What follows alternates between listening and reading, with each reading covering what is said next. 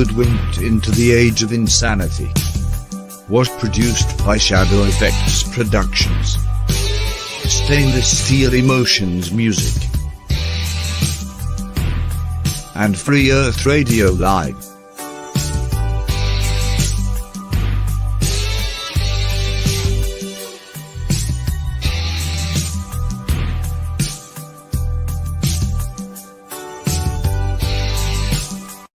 Good evening, everybody. Welcome to Hoodwinked into the Age of Insanity. I'm your host, Mark Hollander, and it's a pleasure to have you guys in here and joining us on this live stream. And we got a great show for you guys.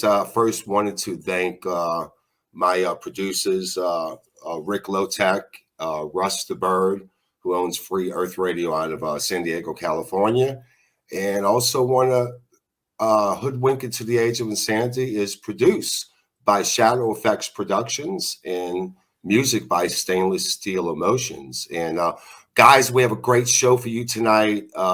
We have the cast. Well, not the whole cast. Some of our pilots had to fly commercial airliners. You know, I tried to pick the best time to do an after show with Flatten the Curve, and I figured that Sunday evening would be the best time to be able to try to achieve this. But unfortunately, we can't get all the cast here, but we do have some of the cast here. I know we got the heart and soul of this project, and I want to thank my brother from Spain, Vika Drazeev. And Vika is such a selfless and a humble guy, such a great collaborator.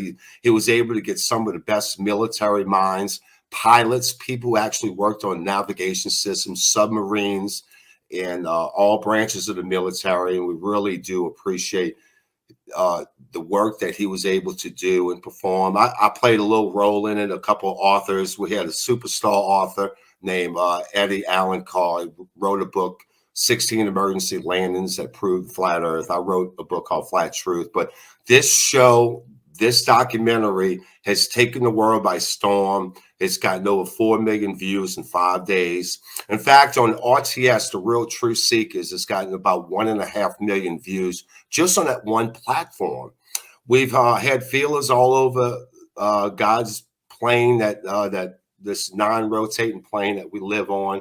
And people like Eric DeBay, I believe, message Eddie Allen Carr and really gave us kudos during an interview about Flatten the Curve, because the crazy thing about Flatten the Curve was when the COVID lockdown came about, the news media frenzy was suggesting Flatten the Curve for 14 days. Let's lock you guys down for 14 days, take all your rights, liberties, and freedoms away, and everything will go back to normal. Well, that was 2 years ago. And I think the title of this documentary was brilliant, Flatten the Curve. And we glad you guys are joining us. And first and foremost, I'm going to get some reactions to this film, this of epic proportions. I believe that it's given us instant credibility. Essentially, what Vika was mindful of is getting people that are very nondescript, professionals in their jobs, but nobody's actually looking for the limelight. You know, we just want the truth. We're not here to make money. We made no money on this film. It came under educational documentary, not one penny. We don't want the red carpet road in front of us and rolling on the red carpet. We're not stars. When you wake up from the Matrix, you wake up to the truth. You are a star in the light of Jesus Christ, our Lord and Savior.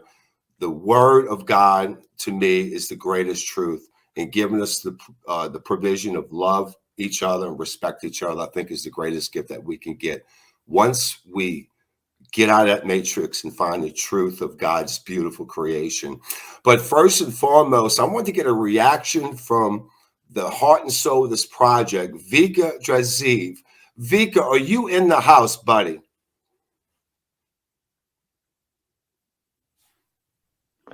Yep, just joined. Do you hear me, Mark? I hear you perfectly, sir. Vika, thank you so much. We are overwhelmed with joy. We're very, very pleased on this project. And please give us your reaction, your first reaction, and on the project itself. And are you pleased about the work that has been done, because it was promoted really, really well by you. And I do thank you for that. It was promoted by everybody. I'm speechless, Mark. Thank you for the invitation. It's amazing intro and opening, and I'm speechless, Mark. I knew what was coming, but yes, it's just taken far beyond, and the people have received it really like they loved it. The positive commentaries surpass a bit of negative ones. So even Well, I would like to say that. Yep. Go ahead. well, we get, people like Eric Dubay, who has pioneered the modern movement of the flat Earth. I remember back in 2014, there was kind of a tug of war between Eric and in Math Powerland, and but at the time, but I love his content on the flat Earth. There's so many rabbit holes that Eric has gone down that I don't necessarily agree with, but his flat Earth content is second to none. And I believe for him to give us kudos. In fact, that a minute and 48-second voice recording that you sent to me and all of us as a group, that really touched my heart, because for him to give us a shout out, the kudos about Flatten the Curve, I think speaks volumes in the truth community. Yeah, I do really appreciate everybody who's acknowledging and supporting us, because it's a part of truth that everybody needs to play their part to take it where it needs to go. That truth, we can resonate with that truth, and we feel it. And once we feel it, we do share it, and we do acknowledge it, and we do take it far away that it reach everybody. And I'm really like appreciate that from everyone, from each and everyone. Well, I've been getting a lot of feedback from a lot of people suggesting that we should make like a sequel to this. And in fact, I was talking to some of our colleagues that's on the panel today from the cast of the movie about this. And the just the theme of it, that military theme of people who was actually in the know, is spellbinding, and it has to be very mind-boggling to the people, the globalists, the trolls or whatnot, or people who just think the ridicule and the mocking and of the flat Earth community. It's going to be a lot harder pill for them to swallow this time, I would think. Would you not agree with me? Yeah, they don't have a way to dismantle this. They would try from some ways, but they have been they're from all around. They will try to go to aviation and try to debunk that, but they can't debunk the ships. Maybe somebody try for the ships and they can't do the instruments. So they don't know from where to take, and there is no way to debunk a instrument and how it works. You could try to debunk some theory or some kind of speculation, but this ain't no speculation. So yeah, there's just the concept of us getting together with all the professional itself. It's a hit piece. So what's the real content of the documentary? Just with the trailers, the people just knew what was, had an idea what was coming. And I think we did a great job, and it's just going everywhere like a wildfire. So yep. And yeah, definitely we're gonna do more sequels, because this is just the start. So there's more to come. We know there are more people. We also have Cindy today, joining us for first time. A big hello to you too, Cindy. And I think it's Eddie there too, and Kevin and Rob, Rick, Mark. Big hello. A big hug to everyone. As I say, I knew what was coming. It's everyone's turn to say I'm all ears, and I'm glad to be here. Well, thank you so much for that. Because Ferret Radio Live, of course, our father station is is Free Earth Radio. It's a live radio station 24/7. And this is Ferret Radio Live, is the YouTube affiliate. And I do want to give a big shout out to Vika Drazeev's YouTube channel called Truth in Plain Sight. So you guys, I encourage you, please like and subscribe to Ferret Radio Live, but also subscribe to Vika Drazeev, Truth in Plain Sight. And you got, by the way, Flat Earth Banjo. Let's do that. Let's throw Eddie Alencar's got a brilliant station. I love his content in his YouTube station called Flat Earth Banjo. I think Japan, USA, Japan, and Brazil. I could be wrong on that, but Eddie Alencar's content is as good as anybody's. And we do. And speaking of Eddie, he has come in from Japan. We actually, some of the guys that were supposed to be on tonight, Josh Silva had a flight that he had to go to work. He's a commercial airline pilot. And Francis Miller cannot join us. He may try to sneak and chirp in, but he's somewhere out in the Pacific Ocean, you know, the Merchant Marine that was in the movie. And but Eddie Alencar, I'm gonna get to you, then I'm gonna get to Rob Taylor, you know, once we talk about it. Eddie, what's your first reaction, Eddie Alencar, to the film itself, and what type of feedback you've been getting as far as locally as well as internationally? Okay. Hello, everyone. Hello, Vika. Big hug to you there in Spain. As you guys know, I've been doing flight path related videos for ever since I started. So most of my videos attract a lot of pilots defending the heliocentric model. The first thing I noticed with this documentary, they are gone. They are missing in action. I can see they haven't been to my channel commenting. They are hiding because there's no way for them to contest the truths presented in the video. There has been all positive comments, one or two trolls, but the main guys, the guys that really normally come after me, they are gone. They're missing. I don't know where they are because they can't go against the evidences presented in this documentary. It's really it has blown the competition away, you know. And my Brazilian friends who have seen, they are stunned. They are like, wow, this is amazing. It's an amazing documentary. I mean, Vika was able to put everything together, and it worked in such a way that there's no way. It's as someone posted on my channel, it's there's no way to debunk those truths, you know. So that's why all the Globe guys are silent right now. There's no other way for them to go against all the evidence presented in this documentary. I do also want to thank you for you know, purchasing my book and such a humble cast of members from this documentary. And one of the things that Eddie had told me, he goes, Mark, don't order my book right now. It's too costly. Wait for the 30% discount.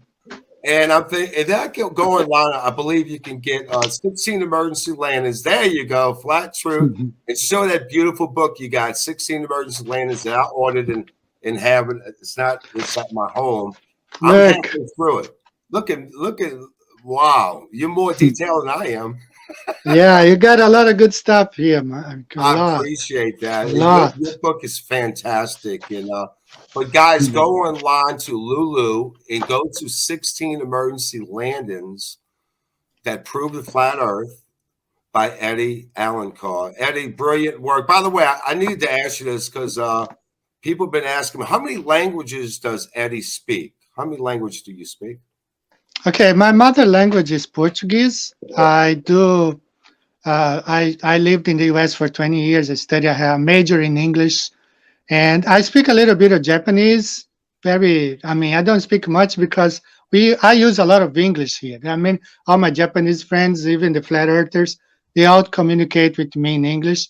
And I'm very shy with Spanish because Spanish and Portuguese is very tricky. They are similar, but they are different.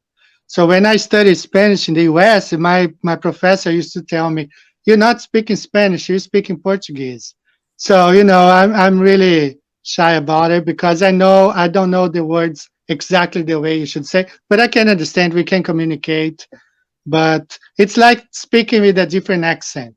You know, that's what it is. Well, you know, I live in South Louisiana, and we've managed to absolutely destroy the English language in French Canada. You know, the Cajuns. We used to, I think coon ass is kind of reprehensible today. You can't really use that lingo, but when I was growing up, nothing was reprehensible. But we managed to absolutely obliterate it. But you actually speak better English than most people down here, so wanted to tell you All right. that. But so what we do you have any other books in the works, or because I know it's hard to put the pen down once you pen a book. Yeah. Yeah, I've been thinking about writing like some of the stuff, like explain about the Great Circle routes. I should have included a chapter. And what Great Circle routes are, they are basically the parallel lines and the airplanes they cut through them. Those what this is what they call Great Circle routes. But in fact, what they are the parallel lines, and there are shortcuts in between. Like if you're going like from Europe to the US, you have to cut through those parallel lines. And that's what they call the so-called Great Circle routes on the globe.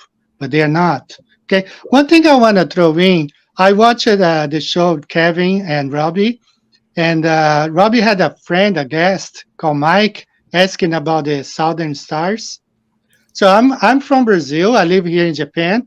I am in the same time zone as Australia, but I know my parents in Brazil, it's nighttime right now. So they can see the Southern Cross at this moment, but not in Australia because it's daytime. So the argument that they can all see at the same time is not valid because as the stars rotate, it shines on South America, Africa, Australia, and that's how it goes. You can't see at the same time because right now here is daytime, Australia is daytime, in Brazil it's nighttime.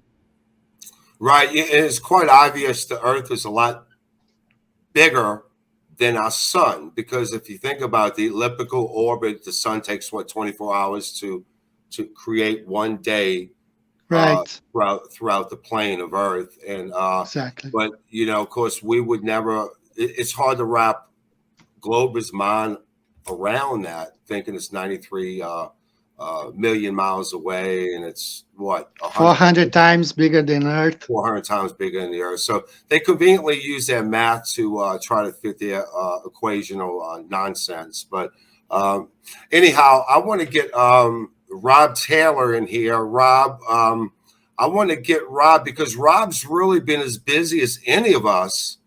The after show of this of Flatten the Curve. And Rob, you've been actually talking with, is it high school kids or college kids they've been fascinated with your work, and you kind of don't go at them in a more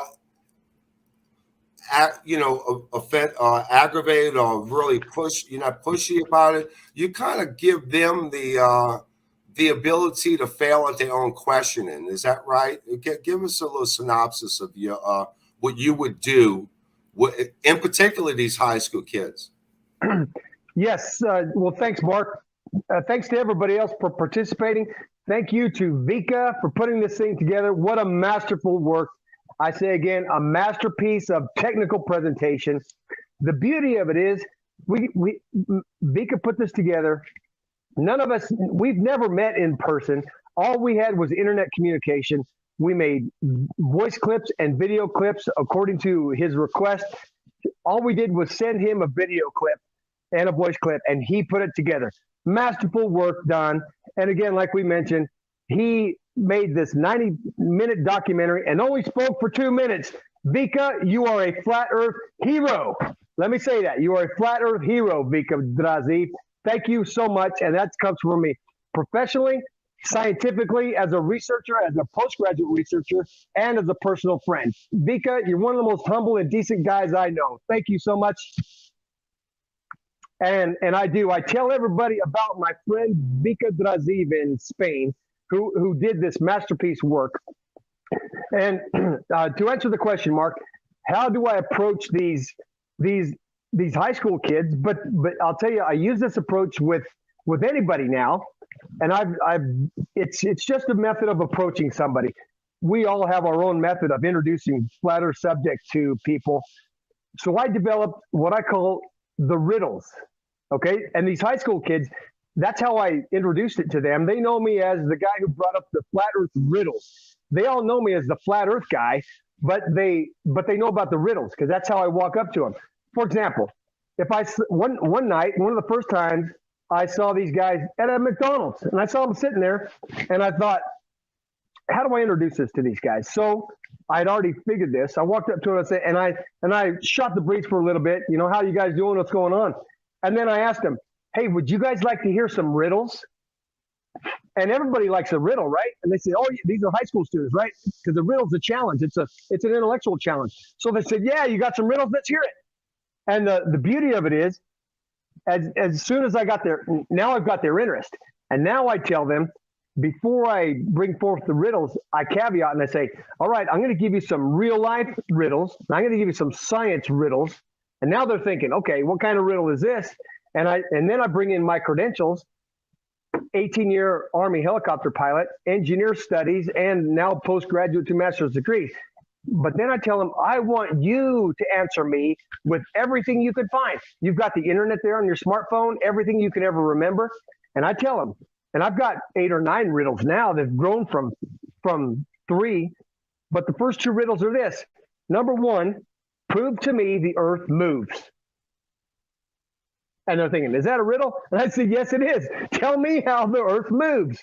And that's number 1. And that brings up enough discussion in and of itself. Literally, most people, when before 2 minutes have passed, somebody in the group will always say, well, because the earth is flat. Somebody will always say it. I never say the word flat earth. I never say it because I let my interlocutor, the person I'm talking with, I lead them into the questions. So riddle number 1, prove to anybody, prove that the earth is flat. Number 2, prove the earth moves. Prove the earth moves, okay? And second riddle is prove the earth curves. And like downwards and outwards like a ball has to, if we're on a ball, prove the earth curves. And now I'm bringing up examples like the flat horizon. And most of the time, if I'm good, I have a glass or a bottle of water right there. And I point to the glass of water and it's absolutely motionless. On the top of that water, as we know, we set a glass or a bottle of water on a counter, it's completely motionless. And on the surface, it's completely flat. And from there, I go to a bathtub. A bathtub is completely flat and motionless if we leave it at rest. And then if the bathtub is flat, the water bottle's flat, well, then we know what a pond looks like, flat water, a lake. And then if the lake's flat and calm, well, what about the oceans of the earth? And that leads us into 70% of the earth is covered with water. Obviously, the 70% of the earth is as flat as this cup of water right here. It's as flat as your bathtub. So to reach these high school students, for example, and I brought it up with adults 60 and 70 years old. I ask them the riddles, and the riddles are the basic science, right? Prove to me that the earth moves and prove the earth curves, because it doesn't, and no one will ever prove that with any evidence. And guess what? There goes the spinning ball. Done. And there's other eight riddles I could bring up, but then we go into the details of the science. For brevity, I'll leave it at that. Well, one more. Number third riddle is, tell me how space can exist and pressure can also exist on the earth, because if space is a negative pressure vacuum and we have a high pressure system on the earth, where's the barrier? Where's the barrier around the earth that prevents the atmosphere from escaping into space? The answer is there is none. And that's another pure fact, irreducible and irrefutable fact, that the spinning globe model with space around it is complete garbage. So that's how I presented it to the high school students, and they love it. They're already talking about making T-shirts to give away for free at sporting events. These guys love it. Hey, Rob, I got another question for you. By the way, thank you so much for your military service. And we owe a tremendous amount of indebtedness, gratitude to you guys is unyielding. And my follow-up question to you, Rob, would be, what is the initial reaction from your comrades, your cohorts, your friends, neighbors, both locally as well as internationally? Because I do know that you've been getting out and you've been getting pretty recognizable, buddy. with the ladies by chance. But anyway, we won't go there. But what has been the reaction? Another story, ain't it? That's another riddle. That's a discussion for another day. How's that? That's your and my riddle right there. Yeah, that's a different. That's a Cindy secret too. riddle. Cindy's part of that. Cindy solved her riddle though. How about that? All right, perfectly okay. So give us what has been a reaction overall, in particular these high school kids that you talked about. I'm guessing they've seen the documentary. Good question. They literally in the moment, I can see these kids. They love it, Mark. A lot of them are really spiritual. They're seeking for truth, Mark, like we all have.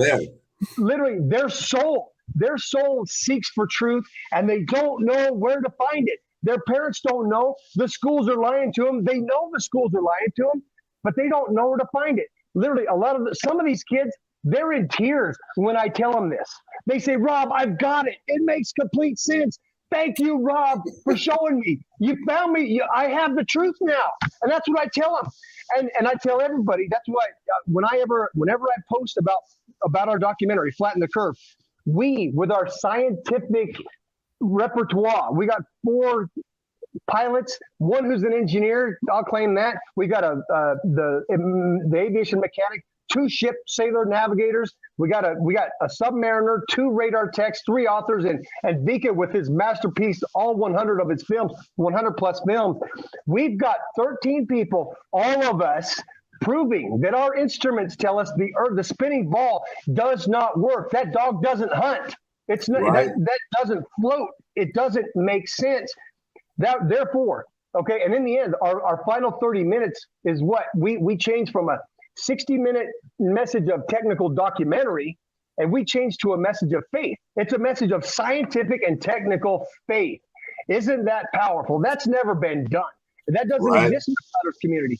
We present a message of technical faith in the Creator. Our instruments prove it. There you go. Our instruments prove the Creator exists, that the earth exists as according to the Bible. Therefore, now remember this, Mark, and everybody else. I went to science courses at West Point Military Academy, and I remember them. I remember my instructor trying to explain the Lorentz Fitzgerald contraction, and he was trying to explain it. Even the lieutenant colonel telling me he didn't know it very well. He was kind of stumbling of what I was saying. Mark, had I known what I know now, I could have blown him out of the water and said, because it doesn't exist, because something cannot shorten itself just because it's moving forward. It's a bargain lie, and he was trying to defend a lie, and he wasn't doing it very well. I remember that day in my second semester of my freshman plebe year at West Point. I'm telling you. So anyway, long story short, I've been through the courses, and I've watched the Army officers explain to us all these things, the heliocentrism, blah, blah, blah. I even, on a test one time, I'll just mention this. On my physics final, advanced physics, because I was good in math, advanced physics at West Point, the question was calculate the gravity on the moon. And using their heliocentric calculations, I nailed that right because it's 1/6. And I literally, all my calculations, 1/6 by their heliocentric calculations, right? But now at the end of my career, I'll say this. I did not learn about flat Earth until literally the month before I was stepped out of the Army. Literally, had I known flat Earth, I never would have made it 22 years. You know, I'm telling you, my mouth is too big, and I'll stand for truth wherever it is. You see what I mean? Right. So anyway, what I'm telling you is, I am a scientist, and my science covers undergraduate engineering and pilot, and 2 master's degrees covering international, political, and historical, military science, political economic science. I am a scientist in all genres. Okay, I've been there, done it. So when I say this, it means a little bit, at least. Our documentary, scientifically, because the universities tell us that God doesn't exist, we can't prove God, blah, blah, blah. With this documentary and with intelligent design, if anybody knows what intelligent design is, we have closed the gap. Okay, between scripture and science. There is no gap anymore. Scripture and science is one. Flat Earth science is God, is Bible, is real science. Flat Earth science is real science, and our documentary proves it. And that's my final statement right there. Well, you know, imagine how powerful the Bible actually is. You know, the Word of God is really the only authentically truth that they try to dispel by actually corrupting the Bible, taking over 3,300 words out of the Bible. You know, as far as trying to confuse the interpretive meaning of said scripture. You know, words like firmament, everything's been taken out, and they use what expanse or expansion or the vault, and it really confuses the heck out of people. But thank God for the social media explosion, the Freedom of Information Act. Whereas we accidentally found out about Nikola Tesla about 30 years ago, not even realizing that he wasn't even our science or history books, and by golly, thankfully, all the lies are being exposed at this point, and it's really a beautiful time to be alive, despite the fear mongering that we're getting from the elites. We all know better, you know. Eric Dubay had said it beautifully about flatten the curve. That, you know, they tried to call insulting the anti-vaxxers by calling them flat earthers. It goes, well, guess what? I don't know any flat earther in the whole world that actually believes in any vaccines, in particular this one. My next, thank you so much, Rob, and thank you again for your contribution in the film. You were brilliant, and all you guys are great. And my next guest up, as far as his reactions from this Flatten the Curve, would be Mr. Kevin Bobbitt. Kevin, you're a great speaker. Thank you for joining us here on Hoodwinked Into the Age of Insanity. Thank you. And your contribution to the film, buddy, if I had a broadcasting team and I wanted to start a news station, you'd definitely be one of the speakers. You really are, you know, you're authoritative. You very, very great speaking voice. And but thanks for joining us. And by the way, guys, if you do want any apparel, any flat earth, flatten the curve apparel, you can go to Density Clothing and see our brother Kevin Bobbitt. Beautiful clothing. I was able to get a couple shirts, and I'm fixing to get a couple Ferret radio shirts, but I'm gonna get another flatten. I want one of those hoodies, buddy. I want to be part of the gang. You know what I mean? And I got the t-shirts, but I'm gonna get the hoodies. But thanks for joining us, Kevin. I saw that you were had an audience. You sent me a couple videos, and you were actually had a little audience, and I wanted to find out the audience that you were presenting the film to. I think you had about a 60, 70-inch screen, like a projection screen.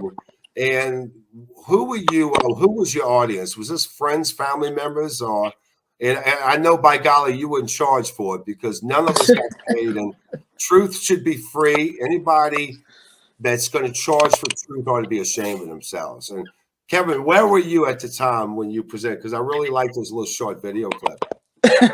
No, thank you so much. So I'm used to, well, first off, I need to start off giving dubs to Vika, just like I should be, you know what I mean? Shout out to the video, shout out to his production skills, shout out to his editing, shout out to his time, energy, effort, and everything that he even probably went through emotionally that we don't even know about, that he was able to keep his head on his shoulders to produce the entire thing from beginning to end, and then having a ridiculous amount of views after the first 5 days. I was very surprised to see that RTS had 1 million views after just less than 24 hours.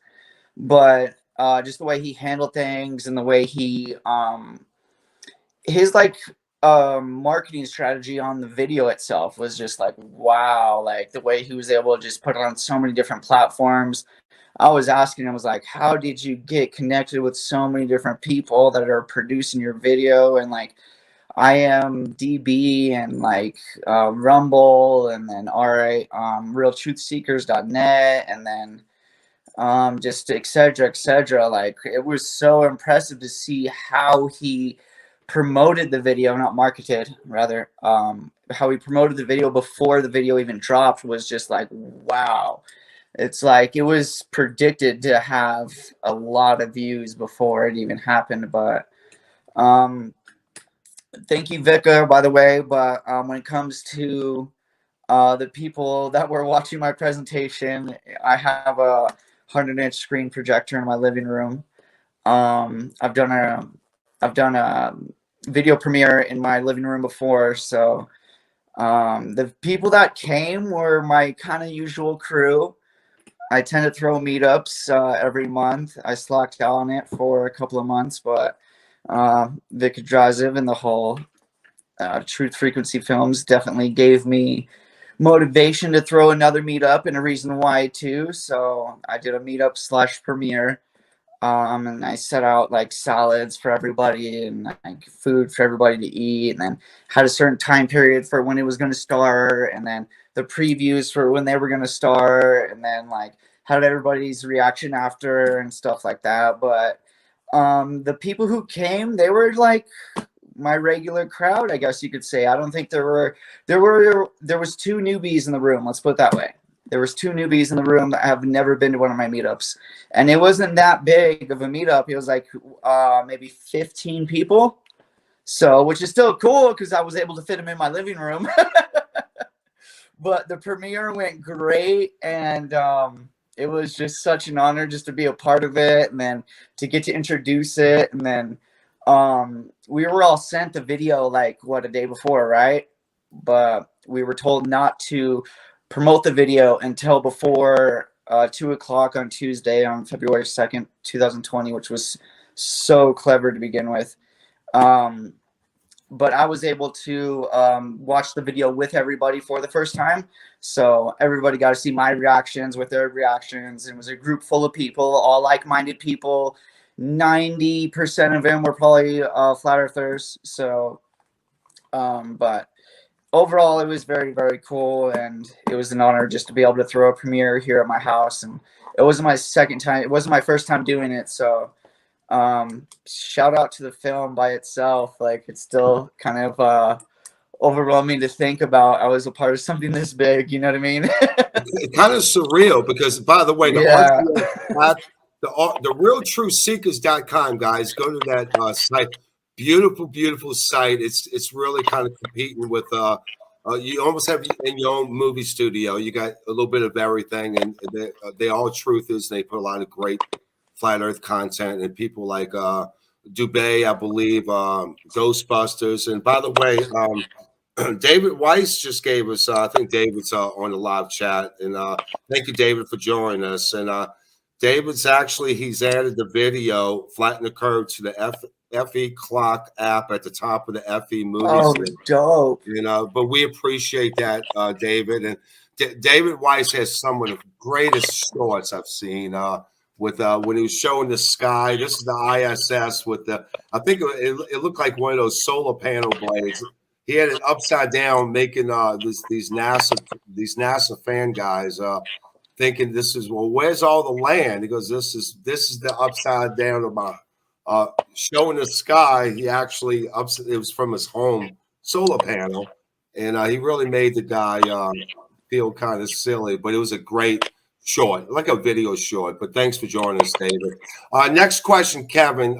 If anyone wants to join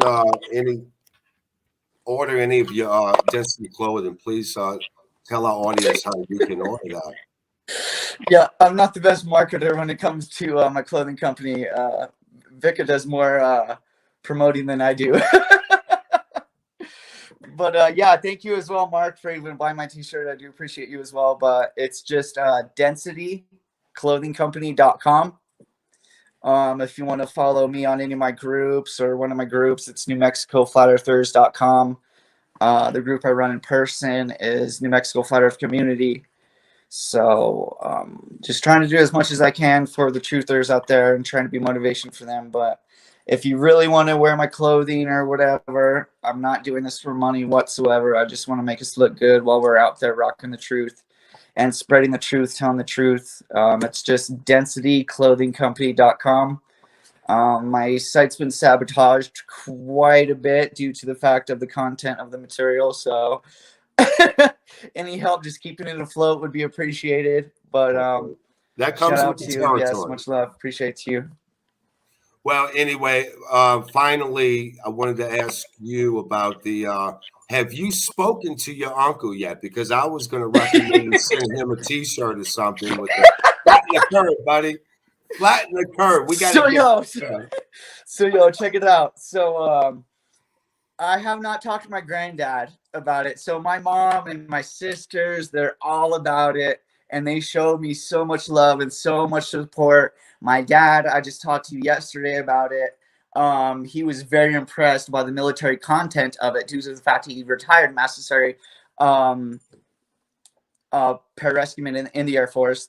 But my uncle, I haven't reached out to him yet. No, I'm very curious to know his response, but I'm also more curious to know my granddad's response, because my granddad was the test pilot for the not the F-15, not the F-16, the F-15.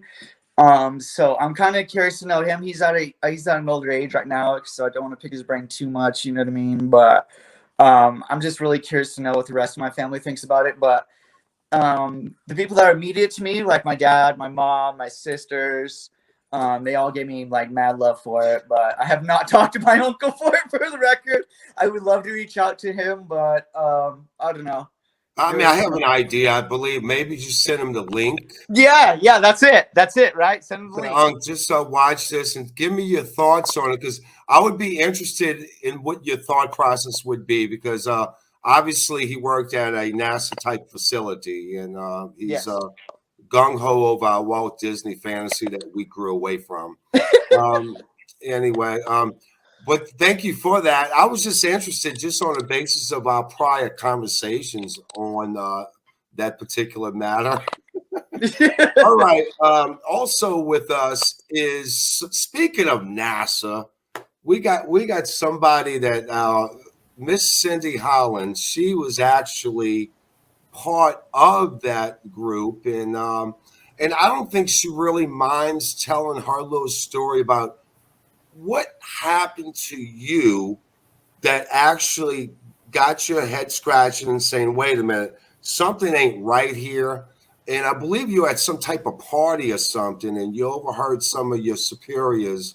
No, sir, that was Matt Powerland you're talking about. His story is just what you just described. My story is completely different. So I worked for the government for a total of 15 years, 4 years with NASA as a contractor. And then I worked for the Air Force as an Air Force civilian, so federal employee. And then I worked for Raytheon and Lockheed, and then back to the Air Force. And then, so it was all over the place, but 15 years total. During that time, in 2009, I found a lot of truths, 9/11 and chemtrails and so many things that the fake moon landing. And so having worked for NASA for 4 years, I obviously supported all of aerospace, all of space itself. And I believed in what they were teaching us. I believed everything they said. And in 2009, I watched a video on, I think it was Netflix. It broke down the fake moon landings. So I was left with, well, if we didn't go to the moon, then what's happening? And so suddenly I had to deal with new information and new facts that none of it added up. So from 2009 until 2016, I was just researching. My career ended in 2012 when I was laid off by Lockheed, and I believe that was just God. I couldn't have continued to work for the government knowing what I knew and what I was finding was already uncomfortable, and I'm pretty sure it wouldn't have lasted. So I just started to research. I became a stay-at-home mom, and I have 4 kids and just took care of my children, worked from home. And in 2016, I don't know, I just stumbled upon in my news feed, just like everybody else says, in my news feed, 75 biblical proofs of flat Earth. And okay, so let me backtrack a little. When I worked for NASA, there were two of the guys who worked in the photo lab who were joking in front of me about how they couldn't believe people believed in the fake moon landings. So I just thought that was nuts, and I didn't believe that and never thought about it again until 2009. When I worked on the F-117 program for Lockheed, one of my engineers, aerospace engineer, told me that the Earth was flat. And of course, just like everybody, I envisioned that, the flat Earth spinning in space with the water falling off the edges. It makes absolutely no sense, because that's what we've been given, these images that as soon as we hear flat Earth, we envision these silly images that have been brought to us. Rick, can we show that program? Cindy, if you don't mind, we'd like to maybe share a couple of the programs you work with, in particular, your commander. Rick, if you can show on the screen what Cindy was talking about, and if not now, just if you can momentarily. But go ahead and continue on, Cindy. I think while Rick is working on that, continue on. Sorry for interrupting. So F-117 engineer tells me the Earth is flat. I think he's like crazy. I'm like, how does he even work here? And so I discarded all of that and went on with my life. And then, so that was in 2006. And in 2009, when I started to wake up to everything, the whole government system is a big lie. Everything that we've ever been told and taught, it started to break down. And you have to imagine, after all those years working for the government, the feeling that you have, starting to question who you work for and what you're really doing. And so in 2016, I saw the thing, 75 Biblical Proofs of Flat Earth, and I watched it, and I really had a lot of questions about the people in the comments. The comments were probably the biggest thing, because the guy who made the video had backtracked and said, oh, never mind, I don't believe this. And I thought, what would make him backtrack? And so apparently it was the map. One thing I'll tell you guys is we don't have a working map. We don't have a globe map, we don't have a flat map. We don't have anything that's accurate, because they're hiding the truth to the point where if you're trying to make flat Earth true or false based on a map, you're not going to get it. We don't have that information. There's too much hidden from us. And in all these years since I found flat Earth, I can find very little factual information as far as maps go. There are some, they're very old, but again, there was no technology. So anyway, he recanted based on the lack of a map. And I thought, well, I'm going to dig into this, because I was digging into so many things.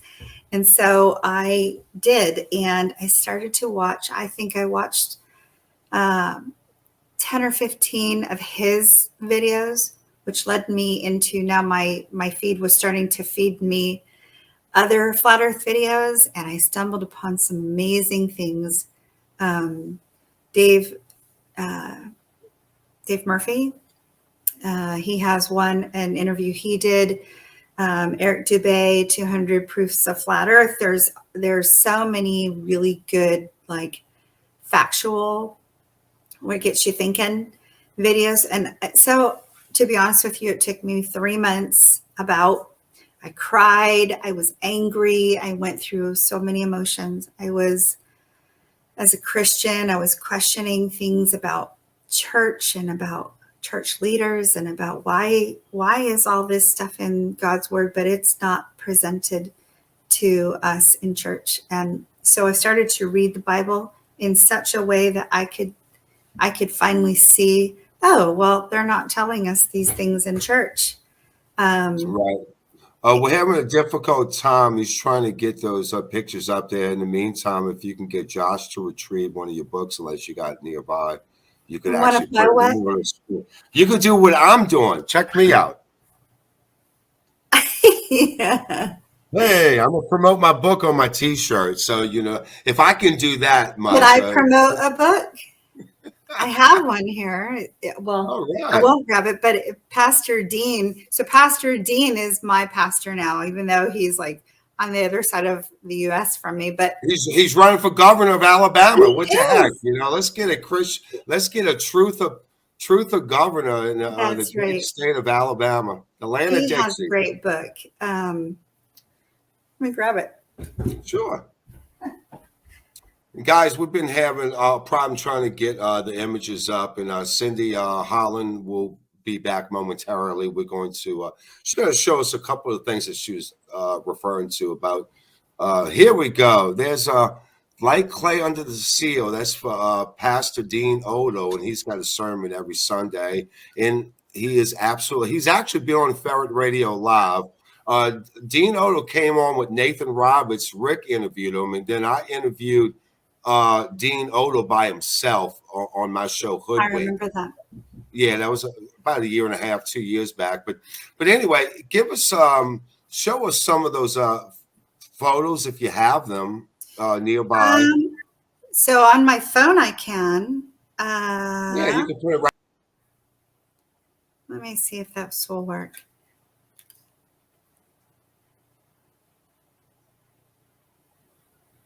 Let me see.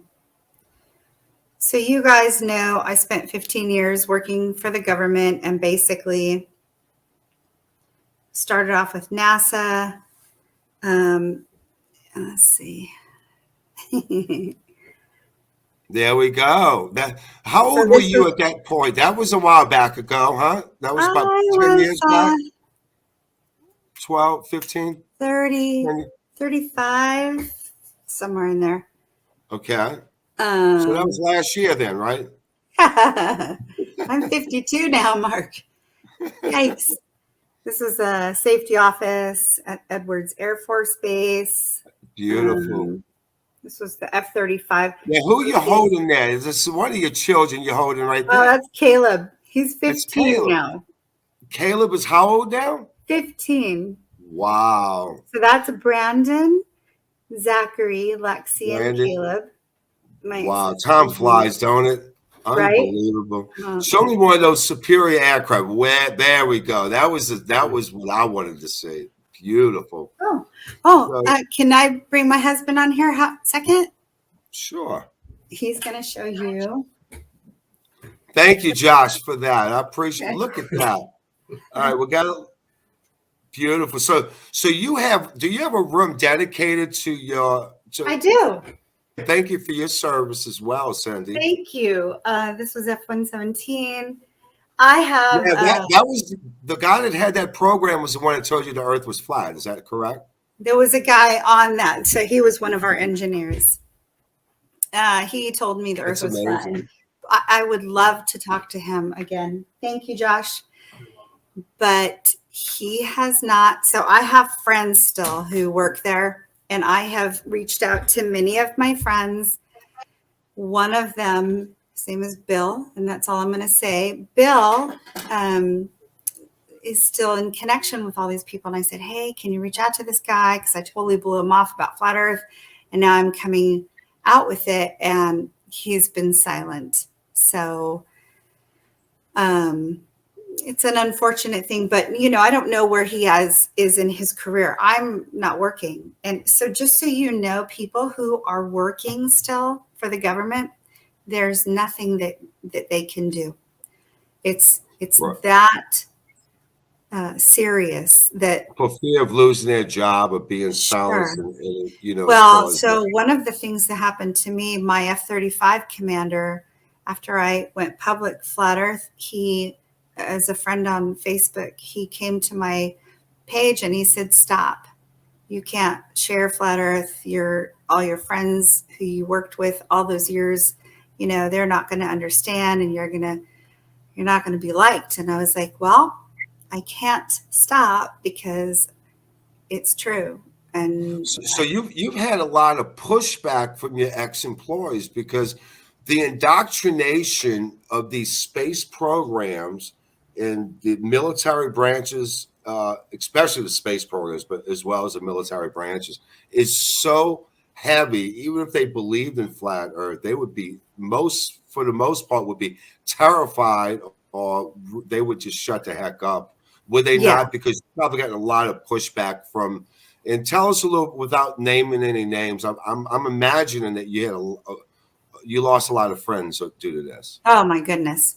So my friends list went from everybody I worked with for 15 years to I have this many friends from my career, just a tiny piece of my career left, because when I went public, well, they blocked me, and they, you know, they don't understand because they can't see it.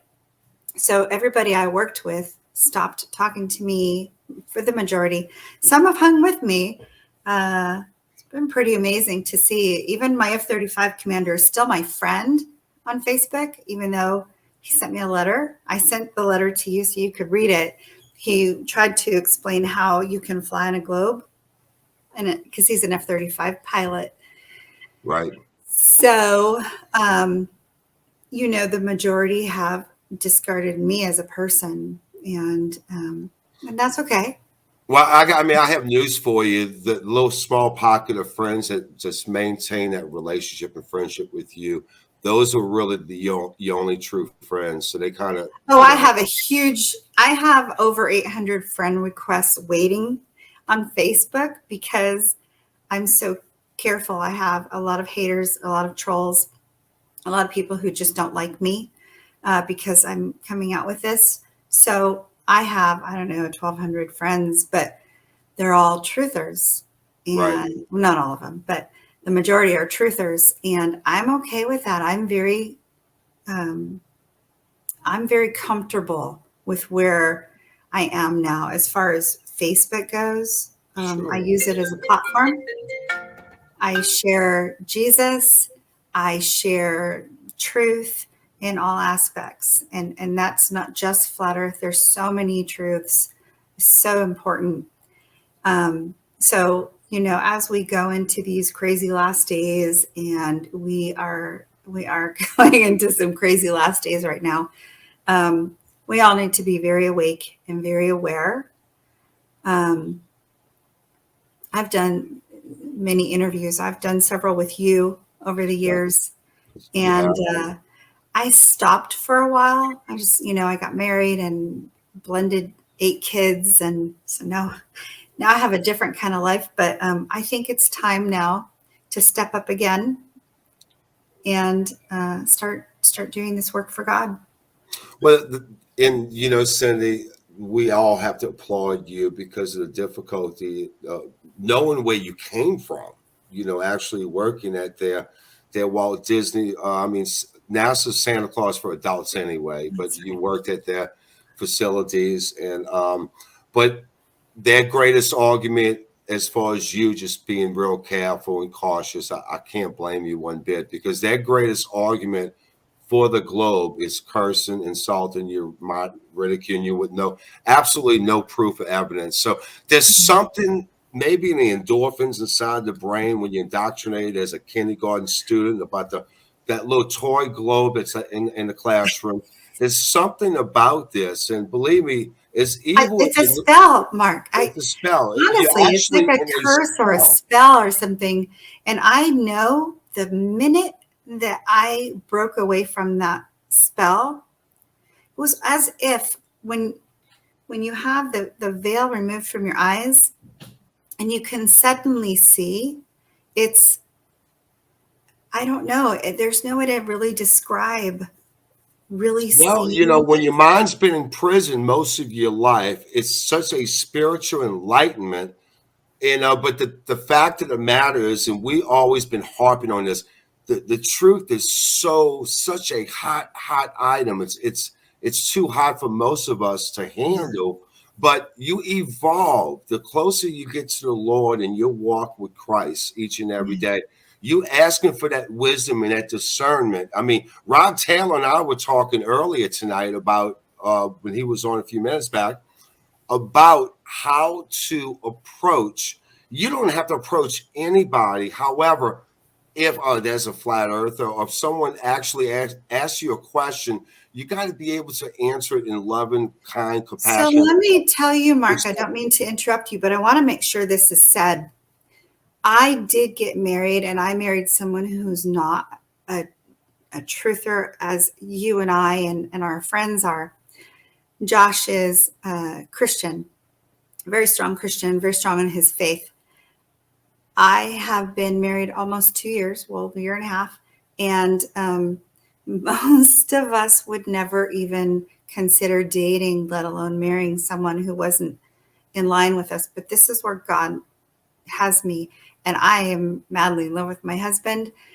But the difficulty in marrying someone who is not understanding where I am has been difficult. But this documentary that Vika did, I am so blown away. My husband is asking questions and interested and supporting, and this, what I'm doing right now, he's supporting this so completely. And I want to thank Vika and the guys, because the documentary, he watched it with me and he was pretty blown away. For real, he was blown away, and he had a lot of questions, and I submitted to the group, hey, he has some questions about these things. He's doing research on his own and he's looking into it. So kudos, like, you guys are amazing. It's a blessing. That's a blessing. Yeah. And I can't, that just tells you all you need to know about Vika Drazeev. Vika is extraordinary, and I don't want to just blow smoke. He's such a humble person. He's selfless, and he's got that strong Christian, that Christ-loving values. But Vika knows how to put together a film. He knows how to promote it. When I was asking Vika exactly where you promote the film at, well, we're promoting it everywhere. This, that, and most of the places that Vika was promoting the film was unheard of as far as I was concerned. But he's done a fabulous job on it. But the RTS Real Truth Seek is actually up to 1.41 million views, and we have almost 4 million views worldwide since last Tuesday, 2/22. But Vika's done a tremendous job. And in fact, Vika, Cindy may have a question for you concerning the Cindy. Vika, you around? Yep. Cindy, ask Vika that, said, because that was so heartfelt about concerning Josh, your husband, and the extraordinary film that Vika presented. And you're very convincing, Vika, and really you put the best truth of film out there in the world. Absolutely. It is not necessarily a question to Vika. It is it's a thank you. Like, thank you for doing this. Thank you for the professionalism. Thank you that we have professional people who worked in the system, who've come forward now, and they're sharing their stories. They're sharing truth.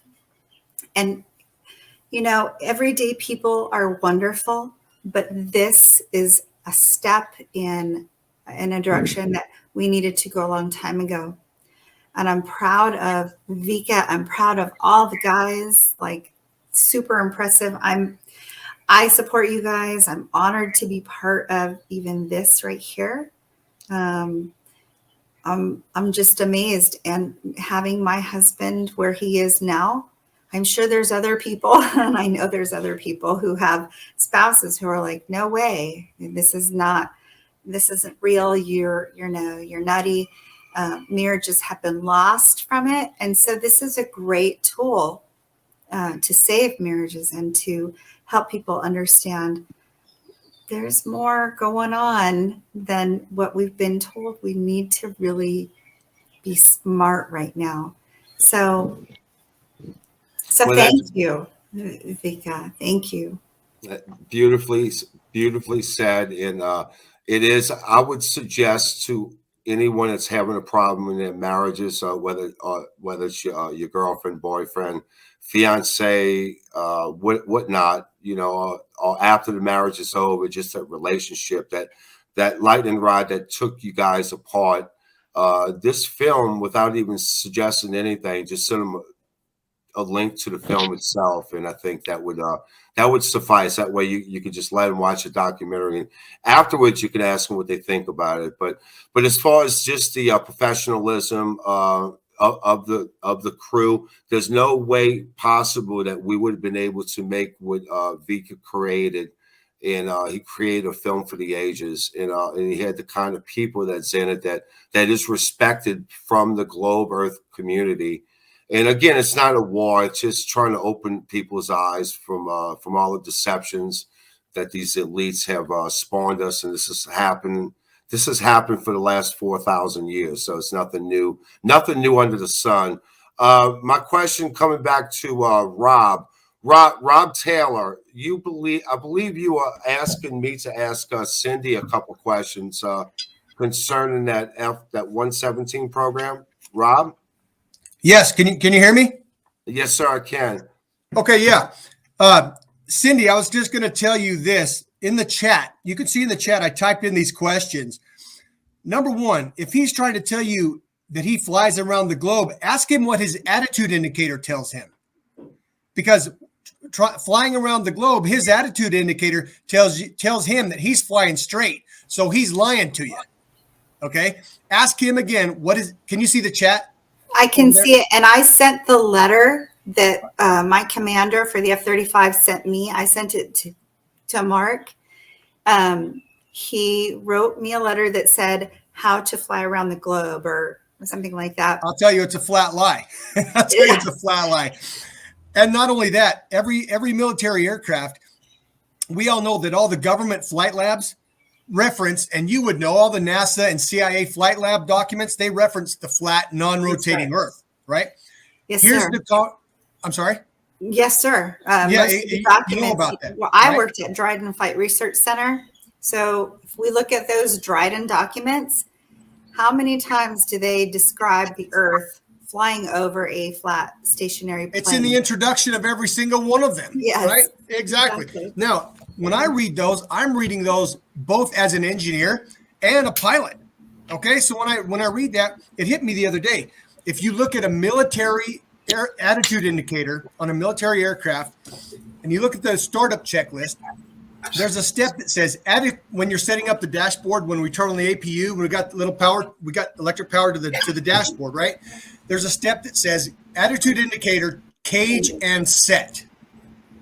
What that means is we pull the knob and it releases the spindle so it all spins up. And what it does, it resets itself to the level of the airfield. Okay, got it? Level of the airfield. Why? Because all the flight labs dictate that all the instruments assume, based on all the research, that there's a flat level surface. That's right. Point being, the pilot cages the thing, resets it to the flat level, and there's never a reference to that attitude indicator for the remainder of the flight. Right. In other words, we reset it to flat and then we leave it. We don't touch it again for the remainder of the flight. Where does that come from? That comes from all the flight lab documents. Okay. You, as a scientist, bring these up to that F-35 guy, because every point of reference, every instrument, every procedure talks about the flat, non-rotating Earth. So this guy's either blind or he's deliberately lying to you. No, I don't think he's blind. I think it's deliberate because of his position. Well, actually, he's retired now. Okay. I think he retired a year and a half ago. I don't think that he can, because of the position he held within the Air Force, they're going to cover their I'll tell you this. He held no different position than I did. Okay. He was an officer in the organization. He might take it upon himself that he has to preach and toe the party line and drink the Kool-Aid, but that's not mandatory. Okay. Having done that for 18 years with a top secret clearance, there is nothing that requires him to think one way or the other. Right.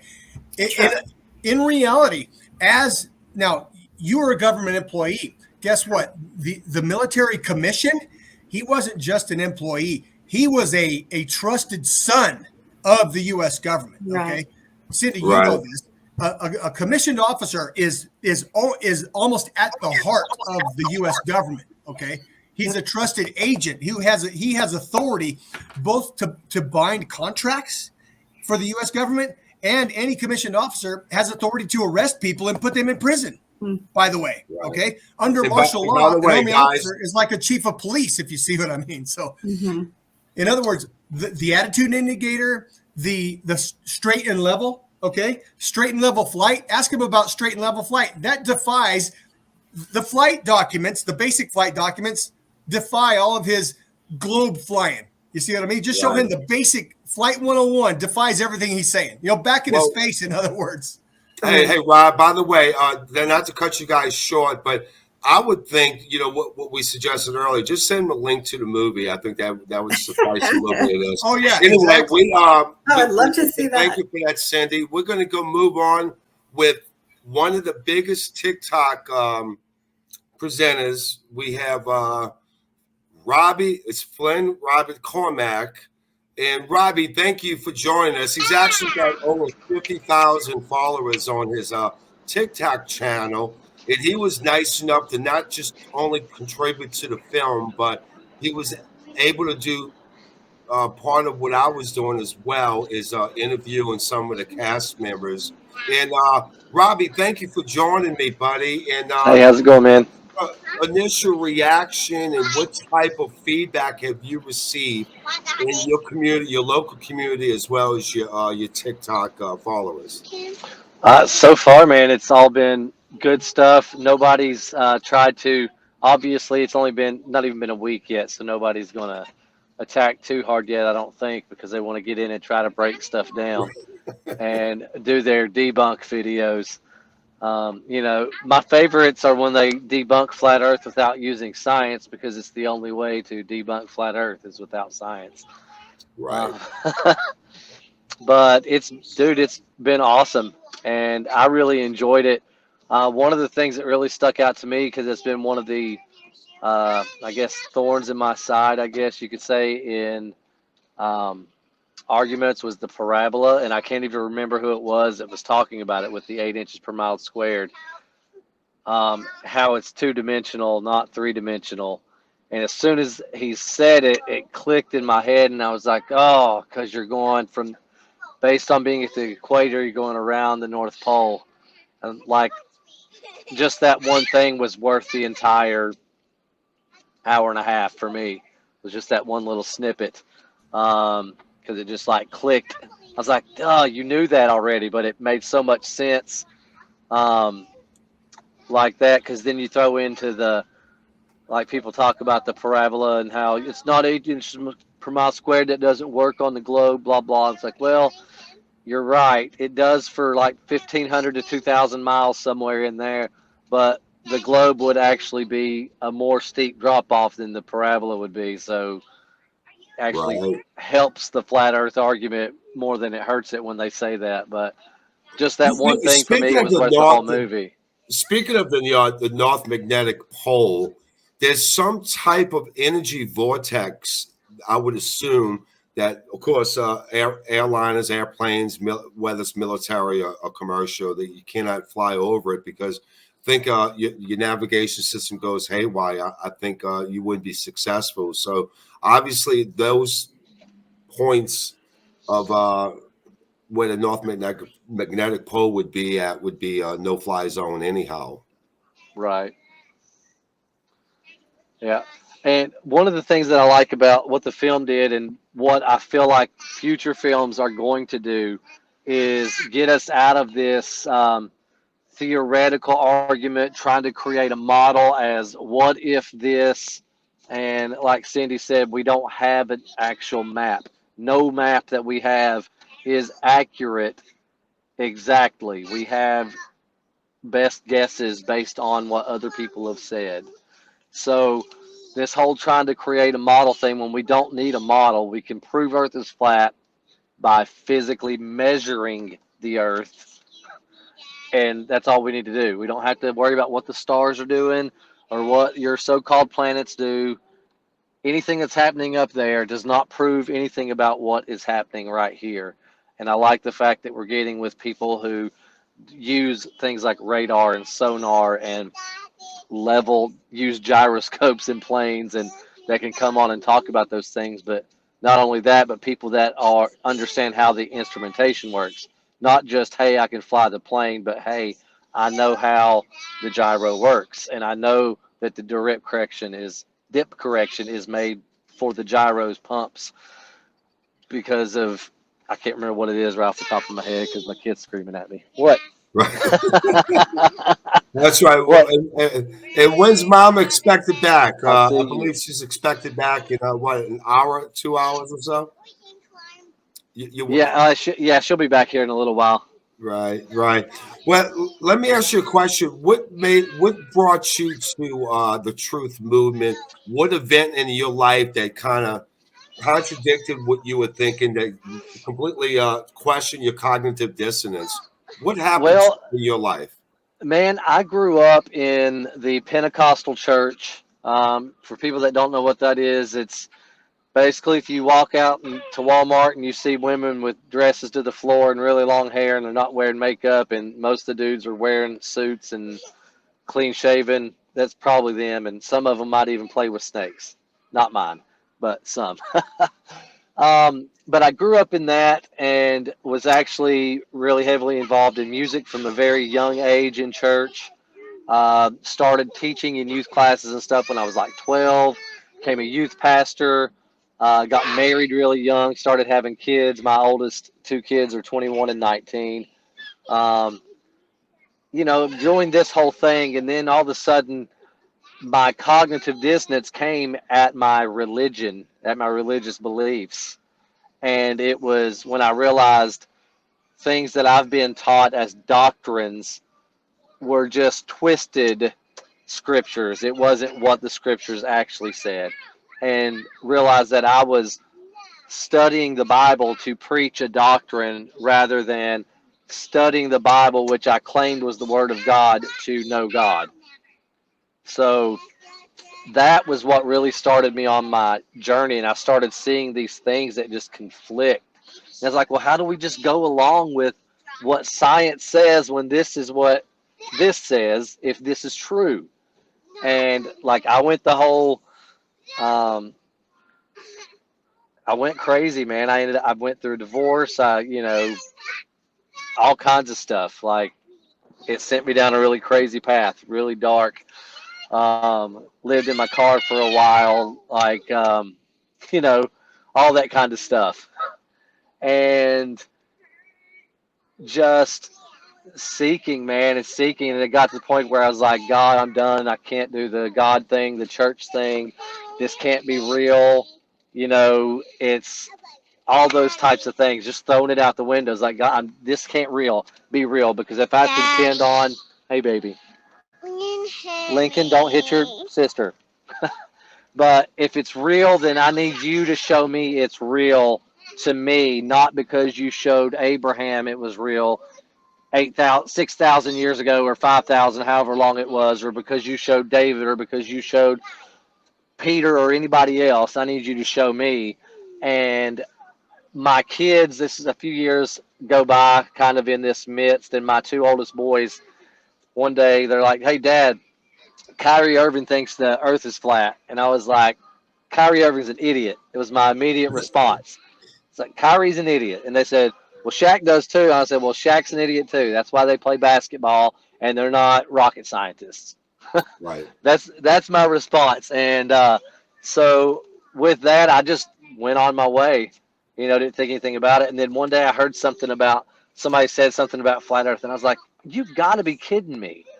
This can't be a real thing, because in my head, just like Cindy said, I immediately saw the squared off ocean and the boats flying off the edge. Like, that's Right. where my brain went. I was like, that's the most ridiculous thing I've ever heard of in my life. Deep-seated conditioning, actually. Deep-seated conditioning. And so I went with Did you that. know that was on purpose? That those pictures that we got in our head. Right. Absolutely. Yeah. Now, I don't know if you have anything handy, Mark, to show what the actual flat Earth looks like versus these cartoons that are illegitimate. Well, Because I would probably just the closest map that I would show, and I agree with everyone. I don't believe there's a map that, but it would be Eddie Allen Carr and I. We both share the Gleason map from 1892. That's And what I I use believe the also. Gleason map, you know, as far as the coordination of the longitude and latitude, would be the closest map, most accurately, scientifically authenticated map in the history of man. But I still think the Gleason map is off maybe by 400 miles, where the globe Earth map is off by 4,000 miles. that's right. Eddie, can you chirp in on what I just suggested as far as the Gleason map as opposed to any curving body of water map called the globe? Definitely, my opinion. It matches all the time zones, the coordinates, the parallel lines, the longitude lines. So I know we are off a little bit somehow, but I can't tell exactly where. I still, my opinion, it's not my opinion, my research led me to believe all flights from Australia to South America, they go through the jet streams either way, both ways actually. So I think, yes, we don't have a perfect map, We but don't. definitely the Gleason's is the best that we have, and I Right. trust it a lot. I I trust it agree. a lot. I actually got criticized. One of I don't know if it was one of Vika's friends or one of Eddie's friends, Cindy and Robbie. Whereas they criticized me for having the Gleason map in my backdrop, for my background. I have Yeah, one too. yeah, and Me too. I'm not going to suggest that it's 100% accurate, but a lot of researchers that I know, because obviously haven't researched it myself, but they've told me that the Gleason map is only around 400 miles from being completely accurate. It's off by about 400 miles. That's what I've been told by several sources, Right. and most of them are pretty reliable. Kevin, you want to add to that? Sorry, I just jumped in at the end of that. We're talking about there's no flat Earth map, no model that we can actually claim our own. And my suggestion would be the Gleason map being the closest map that we could possibly claim as our own. But as far as accurately describe from a historical perspective, the Gleason map from 1892 is the world's, I believe, and I think all of us will have to agree, is the Gleason map. If you want to claim a map, it has to be the Gleason map. Overall, when it comes to all the flat Earth maps that I've ever went through, I haven't gone as deep as Eddie has. Eddie has gone really deep when it comes to the azimuthal equidistant projections. So thank you so much, Eddie. Okay, baby. I have not. I don't have a official conclusion on any map. Let's put it that way. I think Alexander Gleason's map of the world, as it is, could be the most accurate. Yes, I'm not 100% on board with any map, to be completely honest. But when it comes to the north being the center and the south being the opposite direction, then yeah, I'm gonna agree with the Alexander Gleason's map when it comes to the distances. But there's still a lot of people who think the sizes of countries and the angles of them, and like there's just a lot of speculations and a lot of things that haven't been discovered yet. But you have to give us credit because this movement just started in 2014.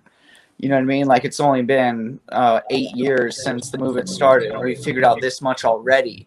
So when it comes to exact map, yeah, we'll get there eventually. You know what I mean? But as of right now, I'll agree with Eddie overall. Alexander Gleason's map's the most accurate one when it comes to distances and sizes and shapes of the continents. I do as well, but I don't think a 100% depiction of the Earth, every the coordinates and the latitudes and longitudes. There is a missing piece of this accuracy between every single map. But the Gleason map, to me, I think curtails that and it closes that gap, and I believe it is the most accurate. Mark, this is Rob. You mind if I chime in? Yeah, we're gonna have final thoughts. Rob, you go first. Yeah, on the Gleasons, yes. For such an object as large as the Earth, okay, let's think about it. So large, thousands of miles, right? My question is, where did it come from? And how could it be so accurate, right? I don't know where it came. Where did he get it? And let's remember, the Gleason's map is the UN map. The UN uses it. Let's remember. Right. You see, it's got to have some kind of accuracy. Now, Mark, for you to say that it's accurate to within 400 miles, nobody else claims any accuracy. You see what I mean? Nobody else claims any percentage of accuracy. So for them to even claim a level of accuracy, that's phenomenal. That's remarkable. My experience, I've done thousands of miles of navigation, both on the ground with a compass in my hand, also in the aircraft. So, and I studied map making at the Academy, West Point. So from my perspective, for a map to claim such accuracy on something so large and something so comprehensive as the Earth, that is beyond reckoning. If you see what I mean. Now for Eddie has done some calculations of latitude, longitude, sides of this, time zones. That's going into the details, Eddie. Well done. And probably what you're noticing, Eddie, is that yes, it does match. And when it matches enough for you, Eddie, to confirm everything, well, that confirms what Mark says within 400 miles. I'm sure Eddie would agree to that. In your research, you found that within at least within 400 miles, this thing is accurate.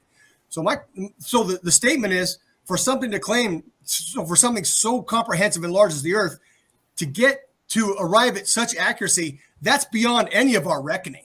If you see what I mean, it's rather phenomenal. That's it. If you all, I could add something about the maps. That if you see the Gleason map is very similar to Monte Urbano map. Yes. Okay. Exactly. Yes. And Monte Urbano map is one of the oldest, if not very old, but it's quite old and it's quite detailed. And if we compare with other maps, the present maps, due to geomatics, there is a lot of distortion. So the further away we are going from the center, the more is getting distorted. So as Kevin was saying also, the sizes we can't really, make sure that it's like it. But the sun also plays an important role to really kind of measure in a way the Earth, because it's being so local, because there are sites you could really follow the sun exactly where it is above you on 90 degrees at a particular time of day, year, present, future, and past. Okay? Right. So there are many different ways to really know what the size and distances are. So Monte Urbano and other old maps, and there are many maps that are so detailed, and one reason could be that why they are so detailed, because there could be these aerostats from the old time that they are slow and stable. They had so much time to really draw everything out, with every detail. Then now, like, they're trying to make photography with CGI and they're mixing everything. They want to show you something, what's there, what's not there. But the ancient maps were quite detailed because of that technology that could have existed in the past, about aerostats and flying vehicles, that we could produce the exact map. Okay, what we don't know about what's in the north and about 60 degrees south and 60 degrees north is mystery. But what we can see and the known world we can measure is quite accurate, and it's very similar to Gleason and very similar to Monte Urbano map. I agree with that 100%. Very, very good. Because we don't know what's past 60 degrees latitude in the southern hemisphere, because obviously they patrol in the 24 hours. They're hiding it. So I think they hide the existence of God. Yeah.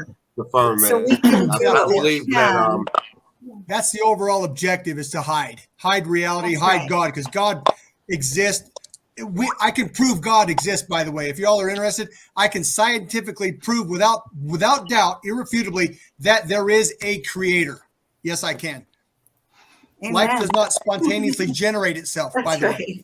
Intelligent design, statistically, there is a creator that created life. Life does not spontaneously generate. It's impossible. Louis Pasteur proved that in 1864. By the way, Louis Pasteur is a hoax and a liar as much as Bill Gates is. As much as Einstein is, Louis Pasteur is also a liar. Interesting. All those Agreed. And the reason, I just want you guys to know that the reason I brought the map up is because what I see in groups is some people saying, do we have an FE map? And when people get hung up on the map part of it, instead of,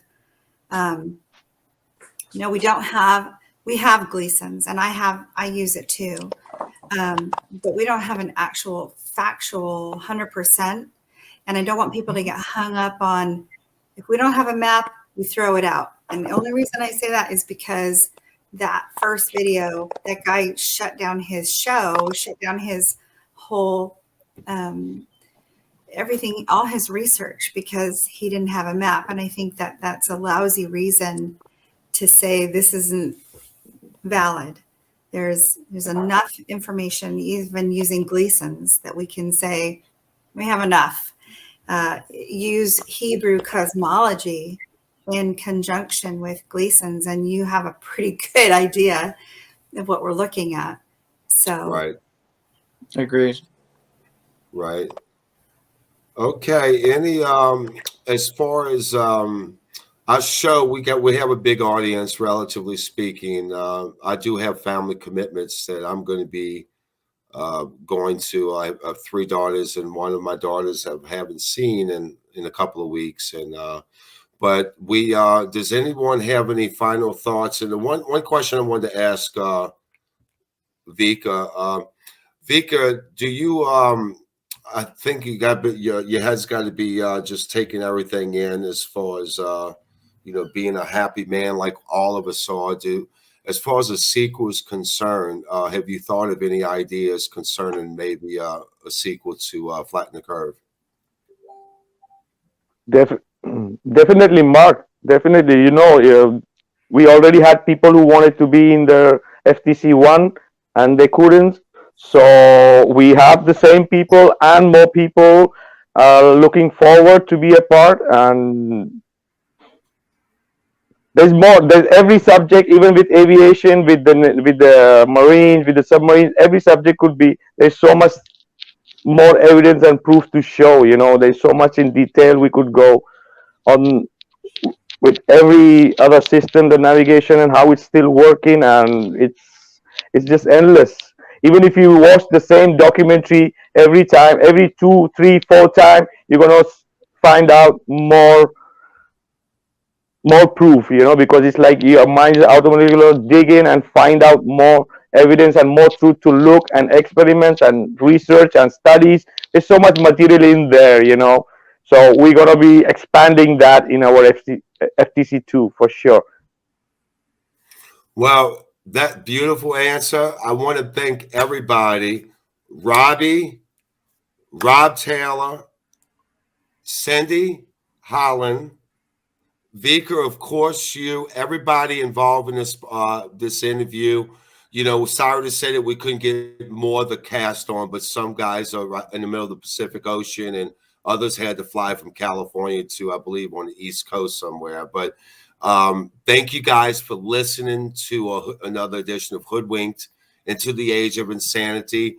The show has been absolutely brilliant. It's been just mind-boggling to me and the rest of the world, just the amount of views and exposure that we're getting. We're not asking for exposure. We just try to get the truth out there. We did it for free, folks. None of us have gotten paid on it. None of us are going to get paid on it. But if we can turn the rocks of deception and create truth for everybody, we're just regular, everyday people that just want the truth out. We're not looking for fame. We don't want the limelight. We just want to make the best film possible. And guess what? In a lot of eyes, hundreds of people have come to tell me that this was better than Level. This was the best flat Earth documentary in the history of modern documentaries being made, since the advent of documentaries in TV. So, but I do thank Vika for that. I thank everybody for joining us. And don't go anywhere, guys. We will be back. The sequel is going to be every bit as much in mind earth shattering is sequel number 1, Flatten the Curve. And thank you guys for listening. This Mark, is Mark Hollander. One more comment, Mark, if you don't mind. Yeah. Rob? Okay, yeah. One more comment. We've closed the gap. I've already said this. We've closed the gap between scripture and science. Really, what we're doing is what I talk about. Remember when we were doing the restoration? This is a flat earth restoration to what Adam knew. Everybody knew flat earth. It's just been pushed out of academia. We are restoring flat earth science to academia. We are restoring truth to science and science to Jesus Christ. There you go. That's flat earth. Truth to science and science to Jesus Christ. And you're the only one that mentioned Jesus Christ. And thank you so much for there you go. Yes, sir. Exactly. That's Robbie, the point. That's the whole point. That is the whole point. It's the greatest truth of all, the love and the realization of our Savior, in that we need to walk in his light, because it's not always saved. Once saved, always saved. Robbie, you have a final thought before we close out. Robbie Cormac?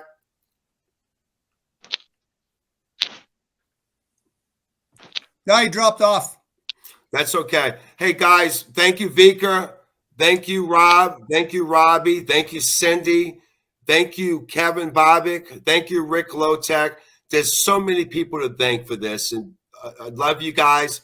Come back for another edition. We shall return in the next couple of days.